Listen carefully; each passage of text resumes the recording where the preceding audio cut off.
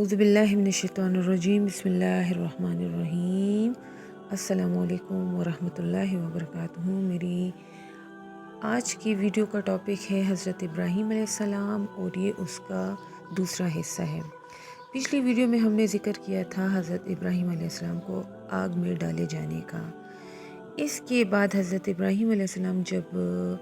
آگ سے نکلے تو ان کی ملاقات نمرود سے ہوئی، اور یہ پہلی دفعہ وہ نمرود سے ملاقات کر رہے تھے۔ حضرت مجاہد اور دیگر علماء یہ بھی فرماتے ہیں کہ نمرود دنیا کے بادشاہوں میں سے ایک ہے جن بادشاہوں نے اپنے اپنے وقت میں پوری دنیا پر بادشاہی کی۔ ان میں سے 2 مسلمان اور 2 کافر تھے۔ حضرت ذوالقرنین اور حضرت سلمان جو تھے وہ مومن تھے جنہوں نے دنیا پر بادشاہی کی، اور جبکہ نمرود اور بخت نصر جو تھے وہ کافر تھے۔ نمرود جو ہے وہ اپنے زمانے میں خدائی کا دعویٰ کرتا تھا، اور حضرت ابراہیم علیہ السلام نے اس کے ساتھ جب مناظرہ کیا تو نمرود نے اس سے کہا کہ تو مجھے اپنے خدا کے بارے میں بتا۔ تو پھر حضرت ابراہیم نے خدا وحدہ لا شریک کے بارے میں جب اسے بتایا اور اس سے مناظرہ شروع کیا، تو ابراہیم علیہ السلام نے کہا کہ میرا رب وہ ہے جو قرآن میں بھی اس کے بارے میں ذکر ہے، سورہ بقرہ میں، ربی الذی یحیی و یمیت قال انا احیی و امیت۔ یہ ترجمہ، میرا رب وہ ہے جو زندہ کرتا ہے اور موت دیتا ہے۔ تو نمرود نے کہا کہ میں بھی زندگی دیتا ہوں اور موت دیتا ہوں، یعنی جب جو سزا کا حقدار ہو میں چاہوں تو اسے چھوڑ دوں، اور جو کسی سزا کا حقدار نہ ہو اسے پکڑ کر میں مار بھی سکتا ہوں۔ تو اس پر حضرت ابراہیم علیہ السلام نے کہا کہ میرا اللہ تو وہ ہے جو سورج کو مشرق سے نکالتا ہے، تو اسے مغرب سے نکال لا۔ جیسے ہی حضرت ابراہیم علیہ السلام نے یہ کہا تو نمرود نے ہوشیاری سے کام لیا اور جواب دینے کی بجائے خاموش ہو گیا۔ اس لیے قرآن پاک میں مذکور ہے کہ یہ سن کر ہوش اڑ گئے اس کافر کے، اور اللہ ہدایت نہیں دیتا ظالم قوم کو۔ حضرت سدی رحمۃ اللہ علیہ کہتے ہیں کہ حضرت ابراہیم اور نمرود کے درمیان یہ مناظرہ اس دن ہوا جس دن آپ علیہ السلام آگ سے باہر نکلے تھے۔ اس سے پہلے نمرود کے ساتھ آپ کی ملاقات نہیں ہوئی تھی۔ کہتے ہیں کہ اس زمانے میں قحط بھی آیا تھا، اور نمرود جو تھے وہ غلے کے پاس بیٹھے ہوئے تھے، اور لوگ اپنے گھروں سے آتے اور ان سے غلہ لے کے چلے جاتے، لیکن جب ابراہیم علیہ السلام آئے تو انہوں نے اسے غلہ دینے سے انکار کر دیا۔ ہر وہ بندہ جس نے اب تک خدائی کا دعویٰ کیا ہے، اللہ تعالیٰ نے اسے بڑے حقیر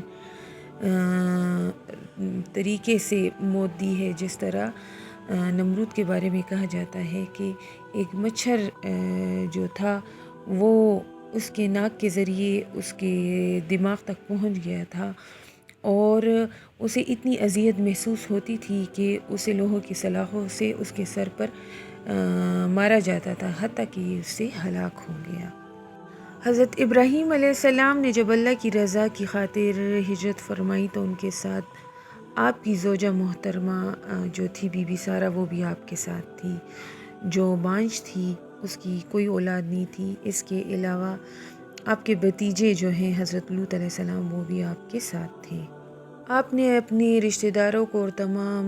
عزیز و اقارب کو چھوڑ کر اللہ کی رضا کی خاطر ہجرت کی، تاکہ آپ کسی ایسی جگہ پر جا سکیں جہاں پر آپ اللہ کی عبادت کر سکیں۔ تو اس کے بارے میں کہا جاتا ہے کہ آپ نے شام کی طرف ہجرت فرمائی، اور شام میں چونکہ ان دنوں خشک سالی تھی اور قحط تھا، تو پھر اس کے بعد آپ ارض مصر کی طرف تشریف لے آئے۔ جب آپ مصر کی طرف تشریف لے گئے تو وہاں پر ایک بادشاہ تھا جو شیطان صفت قسم کا بادشاہ تھا، اور کہتے ہیں کہ جب بھی کوئی مسافر آتا اور اس کے ساتھ کوئی خوبصورت عورت ہوتی تو اس کے شوہر کو قتل کر دیا جاتا، اور اس کی بیوی کو جو ہے وہ اپنے ساتھ لے جاتا۔ مختلف کتابوں میں آتے ہیں حضرت ابراہیم کے حوالے سے، جس کے بارے میں کچھ کہہ نہیں سکتی۔ کہتے ہیں کہ حضرت ابراہیم علیہ السلام نے 3 مواقع پر جھوٹ بولا۔ ایک وہ موقع تھا کہ جب انہیں کہا گیا کہ تم آؤ میرے ساتھ ہمارے ساتھ میلے پر چلو، تو وہ ان کے ساتھ میلے پر نہیں گیا۔ دوسرا وہ موقع تھا جب اس نے تمام بتوں کو توڑ ڈالا تھا، اور جب ان سے پوچھا گیا تھا کہ یہ تم نے کیا ہے تو اس نے کہا کہ اس بڑے بت سے پوچھو۔ اور کہتے ہیں کہ تیسری بار یہ مصر جانے کے دوران انہیں نے بولا اور کہا گیا کہ کیونکہ جب عورت کے ساتھ شوہر ہوتا تو اسے قتل کر دیا جاتا، تو انہوں نے اپنی بیوی سے کہا کہ تم اسے یہ مت بتانا کہ یہ میرا شوہر ہے۔ تو اس کے بعد وہ بی بی سارہ کو لے گئے، اور کہتے ہیں کہ انہوں نے غلط نیت سے بی بی سارہ کے سامنے ہاتھ بڑھایا، اور جس پر اس کا جو ہاتھ تھا وہ مفلوج ہو گیا۔ اس کے بعد انہوں نے بی بی سارہ کو کہا کہ تم میرے حق میں دعا کرو۔ جب انہوں نے دعا کی تو اس کا ہاتھ ٹھیک ہو گیا، اور بعض روایات میں ہے کہ انہوں نے 4 دفعہ یہ گستاخی کی اور 4 دفعہ یہ عمل ہوا، اور وہ دعا کرتی اور وہ اس کا ہاتھ پھر سے ٹھیک ہو جاتا۔ اس کے بعد وہ ڈر گیا، اور اس نے اپنی خدمتگار کو بلایا اور کہا کہ یہ تم میرے پاس کس کو لے کے آئے ہو، یہ انسان ہے یا جن ہے؟ اور انہیں واپس بھیج دیا گیا، اور ان کے ساتھ حضرت ہاجرہ کو بھی بھیج دیا گیا ان کی خدمت کے لیے، اور ساتھ میں بہت سارا مال و دولت بھی انہیں دے دیا گیا۔ روایات میں جو ان سے منسوب یہ 3 جھوٹ ہیں، ان کے علاوہ کوئی ایسی بات جو ہے ان کے خلاف بیان نہیں کی گئی۔ اور اس کے علاوہ کہتے ہیں کہ جب جتنا ٹائم حضرت بی بی سارہ جو تھی وہ وہاں اس بادشاہ کے پاس تھی، تو حضرت ابراہیم علیہ السلام کو یہ تمام واقعہ جو ہے وہ اللہ تعالیٰ کسی غیبی انداز میں اس تک پہنچا اور دکھا رہا تھا۔ واللہ عالم، اس کے بارے میں ہم کچھ نہیں کہہ سکتے، لیکن روایات میں اس قسم کی بات آ چکی ہے۔ کہتے ہیں چونکہ بی بی سارہ کے ہاں کوئی اولاد نہ تھی، تو انہوں نے حضرت ابراہیم علیہ السلام کو کہا کہ میں بی بی ہاجرہ کو تمہیں ہبہ کرتی ہوں، اور حضرت ابراہیم علیہ السلام نے اسے رشتہ ازدواج میں منسلک کر لیا، اور کچھ ہی عرصے بعد جو ہے وہ حاملہ ہو گئی۔ جب وہ حاملہ ہو گئی اور حضرت سارہ کو پتہ چلا تو انہیں بہت رشک ہوا اور غیرت آئی، اور حضرت ابراہیم سے شکایت کرنے لگی۔ حضرت ابراہیم نے انہیں جواب دیا، سارہ جیسے تیری مرضی ہو تو ویسا ہی کر۔ کہتے ہیں کہ حضرت ہاجرہ جو ہے وہ ڈر کے وہاں سے چلی گئی، لیکن جیسے ہی وہ ایک کنویں کے پاس پہنچی تو ایک فرشتہ آیا، اور جس نے اسے بچے کی خوشخبری دی اور کہا کہ یہ بچہ جو ہوگا اس کا نام اسماعیل رکھنا، اور یہ بہت ہی بختور قسم کا بچہ ہوگا۔ اس کے بعد کہتے ہیں کہ یہ واپس چلی گئی، اور جب اسماعیل علیہ السلام کی پیدائش ہوئی تو اس وقت کہتے ہیں کہ حضرت ابراہیم کی عمر مبارک جو تھی وہ 80 سال کے قریب تھی، اور ان کے 13 سال بعد حضرت ابراہیم کو بشارت دی گئی کہ حضرت سارہ کے بطن سے ایک بچہ پیدا ہوگا جس کا نام اسحاق ہوگا، اور یہ سن کر اللہ کے حضور سجدہ ریز ہو گئے۔ کہتے ہیں کہ بی بی سارہ نے حضرت ابراہیم علیہ السلام کو کہا کہ اس ماں بیٹے کو یعنی ہاجرہ اور اسماعیل کو لے کر میری آنکھوں سے اوجھل کر دو، اور پھر انہوں نے اسے مکہ مکرمہ لے جا کر ادھر چھوڑ دیا۔ لیکن جب ہم قرآن پڑھتے ہیں تو اور ہمیں خود بھی ایسے فیل ہوتا ہے کہ ظاہر ہے یہ کام انہوں نے اللہ کے حکم کے بغیر نہیں کیا ہوگا، بلکہ یہ اللہ کا ہی حکم تھا، جس کی وجہ سے وہ بی بی ہاجرہ کو اور اسماعیل علیہ السلام کو مکہ میں چھوڑ گئے۔ اس وقت آپ جانتے ہیں کہ وہ بے آب و گیا کی صحرائی زمین تھی جہاں پہ انہوں نے اسے چھوڑا، اور جبکہ حضرت اسماعیل علیہ السلام دودھ پیتے بچے تھے۔ جب ابراہیم علیہ السلام جا رہے تھے تو بی بی ہاجرہ نے انہیں کہا کہ آپ ہمیں چھوڑ کر کہاں جا رہے ہیں، کیا یہ ہمارے رب کا حکم ہے؟ تو اس پر ابراہیم علیہ السلام نے فرمایا ہاں، اور وہ خاموش ہو گئے، اور ان کے ہاں کہنے پر ہی بی بی ہاجرہ نے کہا اگر میرے رب کا حکم ہے تو پھر وہ ہمیں ضائع نہیں کرے گا۔ کہتے ہیں کہ ان کے پاس ایک تھیلا تھا جس میں کھجوریں تھی اور ایک مشک تھی جس میں پانی تھا۔ آپ نے یہ سامان رکھ دیا اور واپس چلے گئے، اور حضرت اسماعیل کی والدہ حاجہ ان کے پیچھے ہو لی۔ کچھ رستے تک وہ آپ کے ساتھ چلتی رہی، پھر حضرت ابراہیم علیہ السلام چلے گئے، اور جب وہ بی بی حاجہ کی آنکھوں سے اوجھل ہو گئے تو کہتے ہیں کہ انہوں نے دعا کے لیے ہاتھ اٹھائے، اور قرآن میں اس کا ذکر سورہ ابراہیم میں ہے۔ ترجمہ کچھ اس طرح ہے: اے ہمارے رب، میں نے بسا دیا اپنی کچھ اولاد کو اس وادی میں جس میں کوئی کھیتی باڑی نہیں، تیری حرمت والے گھر کے پڑوس میں۔ اے ہمارے رب، یہ اس لیے کہ وہ قائم کرے نماز، پس کر دے لوگوں کے دلوں کو کہ وہ شوق و محبت سے اس کی طرف مائل ہو، اور انہیں رزق اور پھلوں سے، تاکہ وہ تیرا شکر ادا کریں۔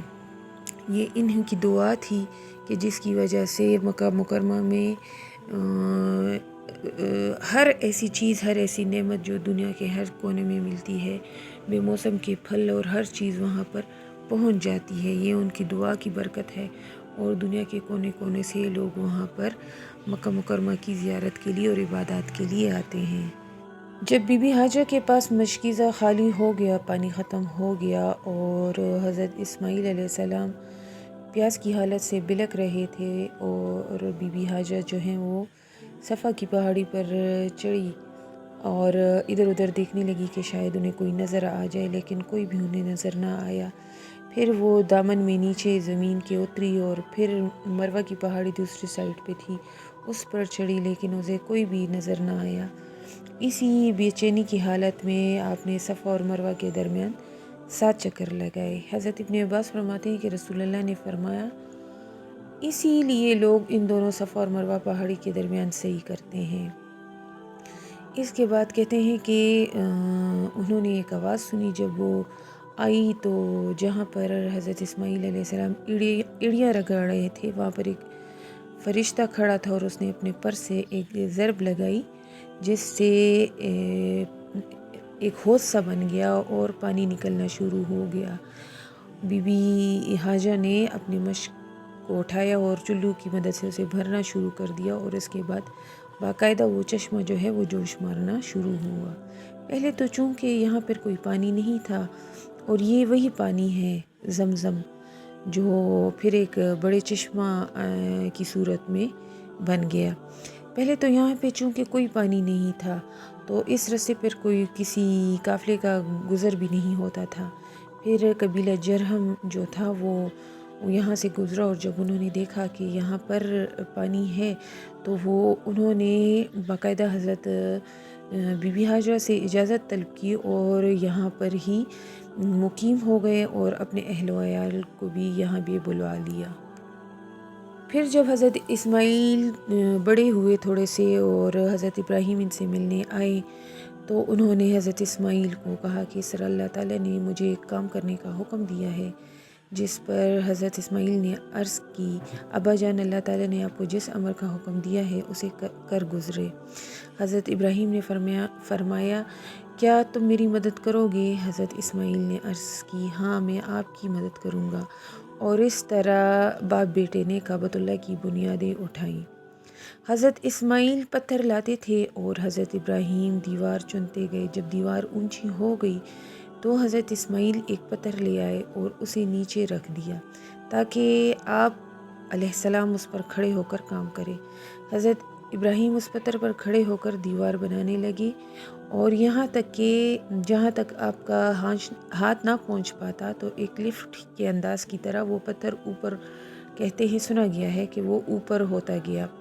اور آج جو وہ پتھر مقام ابراہیم میں آپ دیکھتے ہیں، ایک باقاعدہ جالی لگی ہوئی اور اس میں شیشہ ہے اور بیچ میں مقام ابراہیم ہے، تو کہتے ہیں کہ یہ وہی پتھر ہے جس پر حضرت ابراہیم علیہ السلام کھڑے ہوئے تھے۔ اور جب وہ اسے بنا رہے تھے تو ساتھ میں یہ کہہ رہے تھے، قرآن میں کچھ اس الفاظ میں سورہ بقرہ میں آیا ہے، ربنا تقبل منا انک انت السمیع العلیم، اے ہمارے رب، تو ہم سے قبول فرما، بے شک تو ہی سنتا ہے۔ اس طرح پھر اس کے کچھ عرصے بعد حضرت ابراہیم نے خواب دیکھا جس میں وہ حضرت اسماعیل کو ذبح کرنے کا حکم دیا جا رہا ہے، اور یہ ان کے لیے ایک بہت بڑا امتحان تھا، کیونکہ اپنے بیٹے کو ذبح کرنا، اور چونکہ یہ ان کی بڑھاپے کی اولاد تھی، لیکن اس کے بعد بھی انہوں نے آ کر اپنے بیٹے کو کہا کہ اس طرح اللہ کی طرف سے مجھے حکم دیا گیا ہے، اور اس کے بیٹے نے کہا کہ اے ابا جان، آپ کو جو حکم کیا گیا ہے آپ اس کی تعمیل فرمائیں۔ اور اس طرح وہ واقعہ پیش آیا کہ انہوں نے حضرت اسماعیل علیہ السلام پر چھری چلائی، اور جب سامنے دیکھا جیسے چلانے والے تھے تو دیکھا کہ وہاں پر اس اسماعیل علیہ السلام کی جگہ ایک مینڈا پڑا ہوا ہے، اور اسماعیل علیہ السلام سامنے کھڑے مسکرا رہے تھے، یعنی اللہ تعالیٰ نے ان کی قربانی کو قبول فرما لی تھی۔ اور اس طرح اللہ تعالیٰ کو ان کی یہ ادا اتنی پسند آ گئی کہ اب تک اور قیامت تک انشاءاللہ یہ جو سلسلہ ہے یہ جاری رہے گا، اور اللہ تعالیٰ نے اسے تمام صاحب حیثیت لوگوں پر فرض قرار دیا۔ اس کے علاوہ حضرت اسماعیل کی شادی اور اس کا واقعہ، اور اس کے علاوہ حضرت لوط علیہ السلام کی قوم پر اللہ تعالیٰ کا عذاب آنا، اور اس سے پہلے حضرت ابراہیم کے پاس فرشتوں کا آنا، یہ بھی تمام حضرت ابراہیم کے واقعے سے منسلک ہے۔ لیکن جب ہم جیسے ہی آہستہ آہستہ آگے چلتے جائیں گے قرآن کی مختلف پاروں کے خلاصے کی جانب، تو انشاءاللہ باقی جو قصے ہیں وہ بھی ہم اس میں شامل کرتے جائیں گے۔ اس کے علاوہ میں نے پچھلی ویڈیو میں بیت المقدس کی جو ویڈیو بنائی تھی ان میں میں نے ہیبرون شہر جس میں ایک محلہ ہے، محلہ الخلیل، تو اس کا بھی میں نے اس کی ایک ویڈیو بنائی تھی جس میں حضرت ابراہیم، ان کے بیٹے حضرت اسحاق اور ان کے پوتے حضرت یعقوب کے مزارات اس چار دیواری کے اندر ہے، اور ساتھ میں ان کی زوجہ محترمہ کا، ازواج محترمہ کا کے مزارات بھی موجود ہیں۔ تو ہو سکتا ہے کہ آپ نے وہ دیکھی ہوں، اگر نہ دیکھی ہوں اور دیکھنا چاہیں تو اس کی ویڈیو بھی میری ویڈیوز میں موجود ہیں۔ امید کرتی ہوں کہ آپ کو یہ ویڈیو پسند آئی ہوگی۔ پہلے ہم لوگوں سے سنتے تھے کہ استاد جو ہوتا ہے ایک ایسا بندہ ہوتا ہے کہ جس کو طالب علمی کے وقت اتنی اسے علم آسانی سے نہیں ملتی جتنی جب وہ استاد بنتا ہے، اور وہ اس کے لیے پڑھانے کے لیے تگ و دو کرتا ہے تو اسے جتنا علم ملتا ہے وہ زیادہ تر استاد بننے کے بعد ملتا ہے۔ تو شاید مجھے لگتا ہے کہ یہ اس عہدے کی برکت ہے، اور اس کی بدولت سے ہی اللہ تعالیٰ لوگوں پر علم کے دروازے کھول دیتا ہے۔ اور جب میں یہ ویڈیو بناتی ہوں اور اس کے لیے میٹیریل جمع کرتی ہوں تو اس کے ساتھ ساتھ ہماری بھی علم میں اضافہ ہوتا جاتا ہے، جیسے کہ آپ کے علم میں اضافہ ہوتا ہے۔ اس دعا کے ساتھ اللہ تعالیٰ ہماری اس خدمت کو قبول فرمائے، اور اللہ ہماری علم میں برکت ڈالے، اور آپ سے دعاؤں کی طلبگار ہوں۔ اور آپ ویڈیو کو لائک کریں، سبسکرائب کریں، اور اس ویڈیو سے خود بھی فائدہ حاصل کریں، اور جتنا علم آپ کے پاس ہے کوشش کریں کہ اسے اپنے ساتھ اس دنیا سے ہی نہ لے کے جائے، بلکہ اسے آگے پہنچانے میں تمام لوگوں کی مدد کرے۔ وما علینا الا البلاغ۔ السلام علیکم ورحمۃ اللہ وبرکاتہ۔